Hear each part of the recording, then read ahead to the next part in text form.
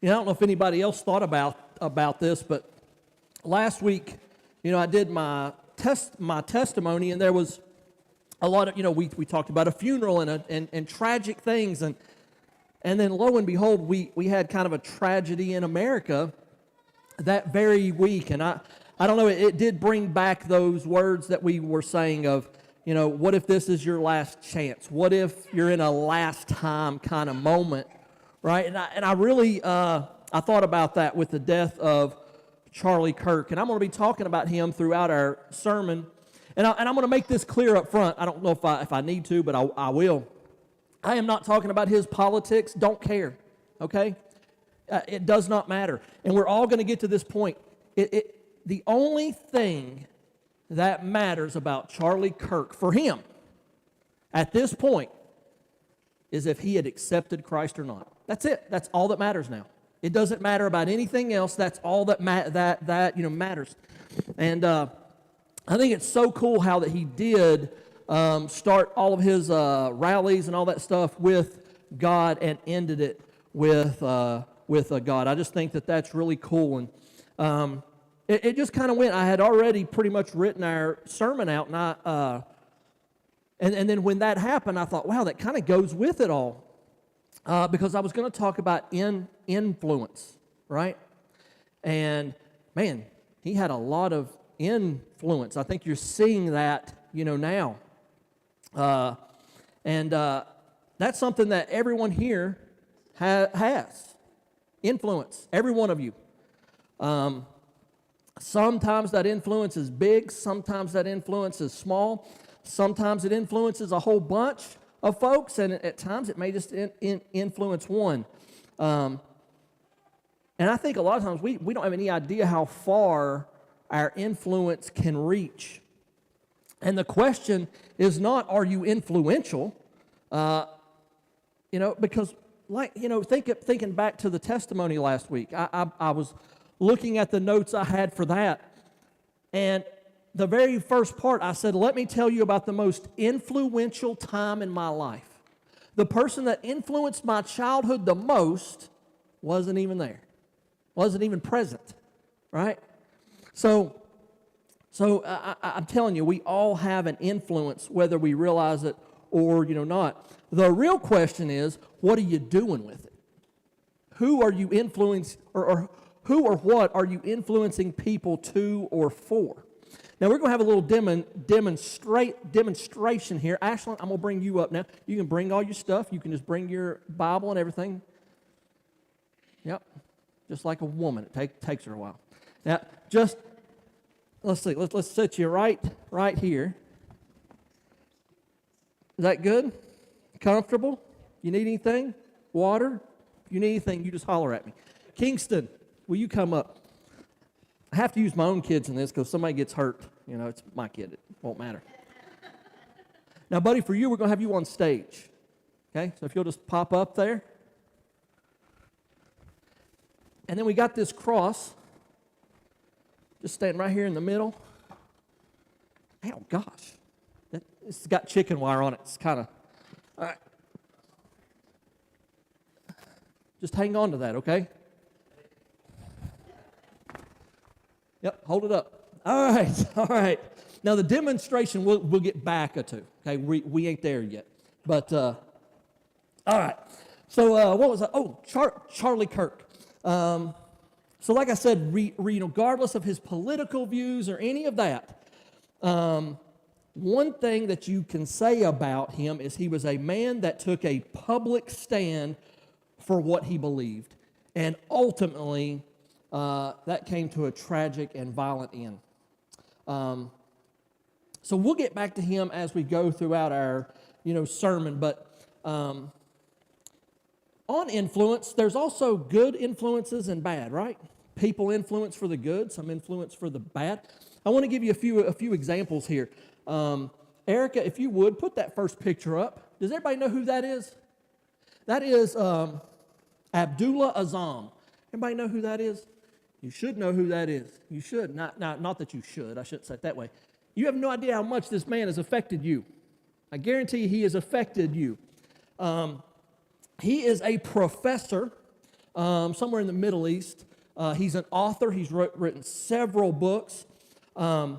It seems like, he's had students come through, but he had one in particular that was just a star student and took to everything that he, said and just drank it in, just soaked it all in. Let's go to the next picture of that star student. Now everybody knows who Osama bin Laden is, right?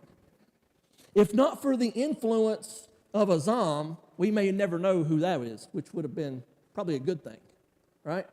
Throw up our next picture. Does everybody know who that is? His name's Mordecai Ham. Everybody know who that is? There's probably a better chance you know who that is. He is an amazing preacher, or he was. And he held like revivals, and he evangelized all over the place. He would do like these tent revivals, and thousands of people would come and hear him speak. And you think, man, we should know that, right? We're here in church. We should know. You may not know him, but there was one night that he was preaching, and there were some teenage boys that were walking by, and there was one that Mordecai kind of caught his ear, and he told his friends, he said, hey, I'm going to stay here. I'm going to listen for a second. And he heard about half of Mordecai's his sermon, and at the end went up and he gave his life to Christ. That teenage boy was Billy Graham. So what I'm saying is you have no idea. You may be influencing just one person, and that one person is going to influence millions, right? And your influence can be for good or for bad. So let's look a little bit at, Ash, you good, babe? Oh, up, hold it up. Keep it up. All right. I know it hurts a little bit, but just hold it there. Just a little bit longer. All right, so let's talk about what our influence should look like. We're going to dive a little deeper. We're going to get more specific about what our Christian influence should be. Let's look at Matthew chapter 5. And in verse 13 it says, and this is Jesus here, he says, you are the salt of the earth. But if the salt loses its saltiness, how can it be made salty again? It's no longer good for anything except to be thrown out and trampled underfoot. So salt has a lot of uses that we could talk about here. And I mean, we could probably do a whole sermon just on salt because salt does things like it brings out the best in food, right? Just like as we witness and we influence, we should be bringing out the best in, others. It purifies, right? It can heal. I know, like, if you ever had like a scratch or something on you and you go into the ocean, it helps heal all that up. Or we gargle with salt water. It can be a healing thing. It can do a whole lot of stuff. But I'm going to talk about the preservation types of or the qualities of salt, because in the old days, before they had refrigerators, one of the ways they could keep food good, like meat, is they could rub it down with salt and keep it in salt. And that salt would keep it from decaying, or at least slow it down a really good bit. If you lived in those days, am I getting that right? Does that sound right, Janice? Am I getting that right? I'm just joking. Oh, yeah. But, yeah, it can preserve. It can delay the decay, and it can keep things good. And going back to our Charlie Kirk thing, I've seen, I don't see how you can avoid all the posts on social media and stuff about this, but I've seen some posts that say, gosh, what's happening to our world? What is going on? It's like the world's just going downhill. It's decaying. Guys, I'm sad to say, but the decline of this world, the decay of this world, the decay of its morals and its ethics, that's on us. That's on us Christians. That's on us. Say whatever you want about Charlie Kirk, but his blood is on our hands because Christians have lost their saltiness.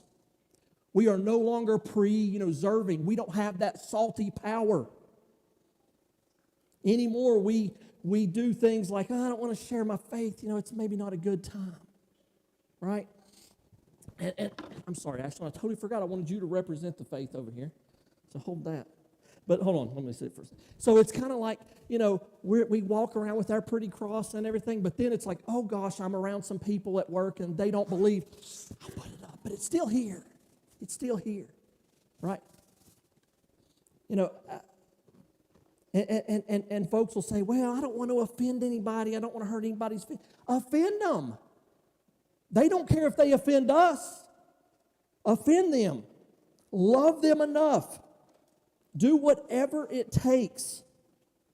But we've lost our saltiness. And listen, we read in what Jesus said here. Without saltiness, the salt is no good for what? Anything. That means your money is no good. Your service is no good. Your witness is no good. Your worship is no good. We have to stay salty. Let's look at another aspect of our influence, and that's in John. And it says that when Jesus spoke again, he said, I am the light of the world. Whoever follows me will never walk in the dark, but will have the light of life. So we've talked about our salt. Now we're going to talk about light. And light exposes. It helps guide us. It gets rid of the dark. Dark can never beat light. Like if you're in a room and it's dark, the more light you turn on, the brighter the room gets.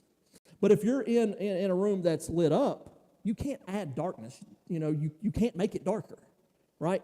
Not without just extinguishing light. Light is always going to beat dark. And ultimately, Jesus is our light. He is the one who is guiding us. He can run the evil off. He's our safety. So it's kind of like the salt is our influence and the light is our reach and who we're touching. And Jesus is in both. So now hopefully you're pondering what your influence is, how strong that it is. You're hopefully gauging if your light is bright and if your salt is salty. But I'm going to throw another one in. I'm going to give you one more thing here. Is your influence, is your witness, is your Christian life, is it dangerous? Is it dangerous? And it should be. It should be dangerous for you, and it should be dangerous for this world. Listen to what that Jesus says in John. He says, if the world hates you, keep in mind it hated me first. Hate. If the world hates you, keep in mind it hated me first. And then in Timothy, it says, in fact, everyone who wants to live a godly life in Christ will be persecuted. Not you might, be. You will be. Jesus is reminding us that following him is not a path of comfort, but it's of persecution. And he would know, right? He was persecuted and murdered. And here's the thing, man. If you're not being persecuted, you're probably not living too godly of a life. I mean, that's what that verse is in kind of inside out. It says that everyone who wants to live a godly life will be persecuted. So if we just do the opposite of that, if you're not persecuted, then you're not living a godly life. It should be hard. It's not supposed to be easy. And that's what our demonstration is. Get it up. Get it up. Some of us, this is our Christian life. It's comfortable. We sit down, we enjoy it. And yes, and we'll hold up our cross at church, oh, look at me. It's so cute. I'll wear it on my neck and everything. And then when it's not convenient, we'll stick it behind our back or, something, and we'll get rid of it. We pull it out when it's good. And it's not heavy, is it? You've had no issues holding that. How about you? How you doing?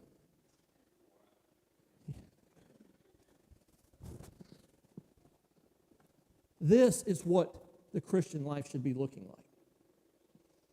You ain't hiding down here by the bushes. You're on display. And it's the cross. When Jesus says, pick up your cross and follow me, he's not talking about that one. He's talking something more like, this. Something that is heavy. It's burdensome. It's got stuff in it here that's sticking you, cutting you. It's supposed to be weighty. It's supposed to be uncomfortable. Buddy, I'll tell you what, I think you're done. Thank you. You can have a seat.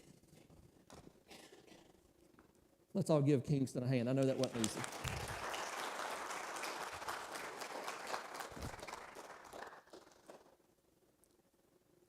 And that's what I wanted you to see.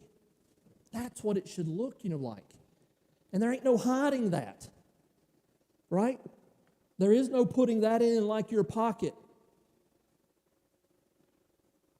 I think that's something that Charlie Kirk did well. He wore that on his sleeve.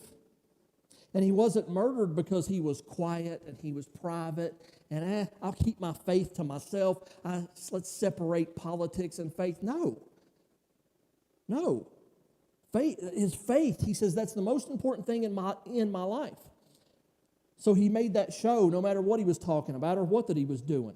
He was bold, he was outspoken, and his influence was considered dangerous to the evils of this world, and he was murdered for it. He took this bold and public stand and literally became a target. And honestly, I keep saying the word that he was murdered. He was murdered. He wasn't murdered. He was martyred. He was martyred. Listen to what Revelation says. It says that when the Lamb broke the fifth seal, I saw under the altar the souls of all who had been martyred for the word of God and for being faithful in their testimony.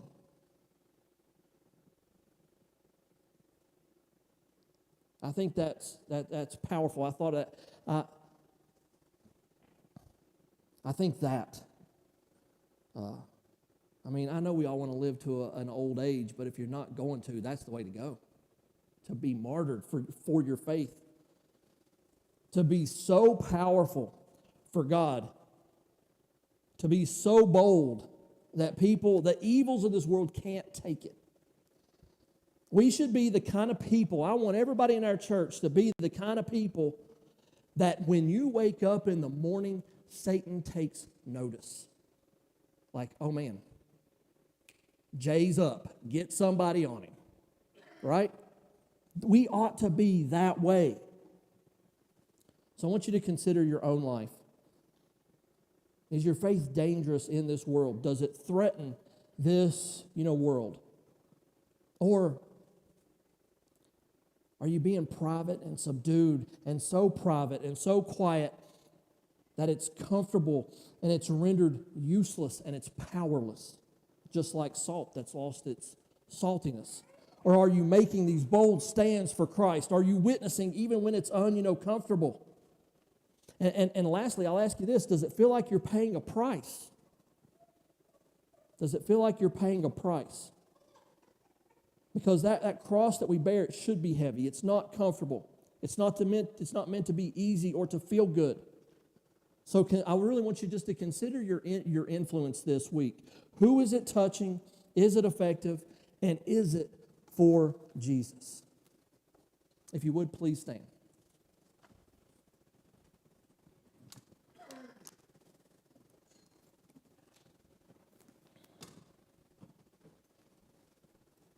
Now, I don't want you to misunderstand the last part of the message. I'm not telling you to go out and be careless or to try to stir up confrontation just for the sake of it.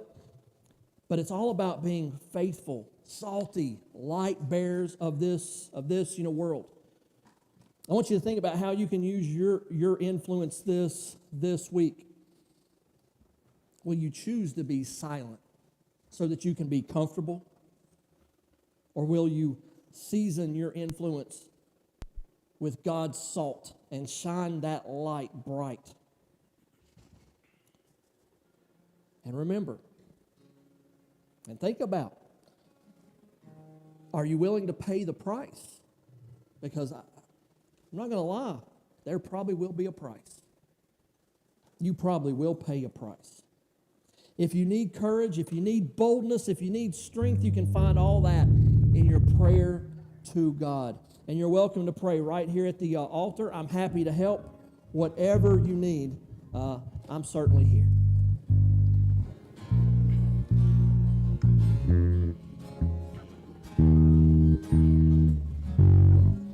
'Cause I've crawled through the valley of the shadow of death, and somehow I walked out alive.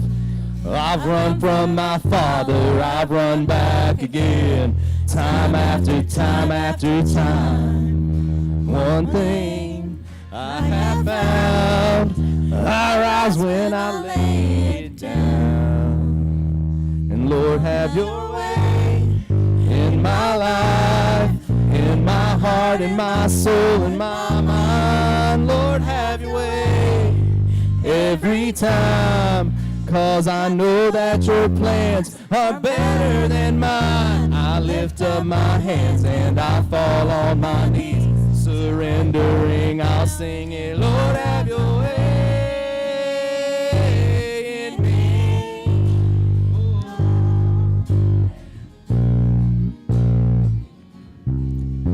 Your blessings fall on me like rain on a garden. I'll sink in an ocean of grace.